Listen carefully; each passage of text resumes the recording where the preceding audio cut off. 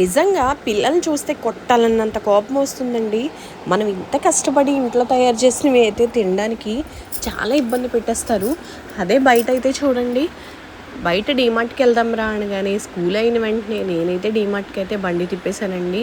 So, అక్కడి నుంచి మొదలు నాకు ఇది కావాలి, అది కావాలి అని చెప్పి సరేలే అని చెప్పి నేనేం చేశానంటే సూప్ అయితే ఆర్డర్ చెప్పానండి. చికెన్ సూప్ అయితే వచ్చేసింది. టేస్ట్ అయితే నెక్స్ట్ లెవెల్ అండి. చాలా బాగుంది.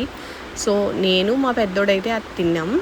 ఆ తర్వాత మా చిన్నోడు మాత్రం నాకైతే చికెన్ మంచూరియా కావాలి అన్నాడు. సో, ఈ అన్న చూసారా ఎంత బాగా ప్రిపేర్ చేస్తున్నాడో. నాకైతే నోరు ఊరిపోయింది. సరేలే మా చిన్నోడు ఎలా అయినా సరే ముక్క లేకపోతే ముద్ద దిగదు అన్న దాంట్లో మాత్రం వాడు ఫస్ట్ ఉంటాడు. వాడికైతే చాలా ఇష్టం. నాన్ వెజ్ లవర్ అన్నమాట వాడు. మా పెద్దోడు అలా కాదండి, ఏది ఉంటే అదే తినేస్తాడు. చూసారు కదా, చికెన్ మంచూరియా అయితే రెడీ చేయించుకుంటున్నాడు. ఇంకా ఫైనల్గా అయితే అయిపోయిందండి. సో, ఇదైతే టేస్ట్ చూసి ఫస్టే చెప్పాను కదా, ఎక్స్ట్రాడినరీగా ఉంది టేస్ట్ అయితే. ఇది మన కాకినాడలో ఉంది. సో, ఇక్కడ మనకి ఫ్రైడ్ రైసు, అన్నీ నూడిల్సు, ఇంకా చికెను, అన్నీ చికెన్ లాలీపాప్స్ అన్నీ దొరికేస్తాయండి. మంచి బెస్ట్ స్పాట్ అని చెప్పాలి మా కాకినాడలో అయితే డీమార్ట్ దగ్గర.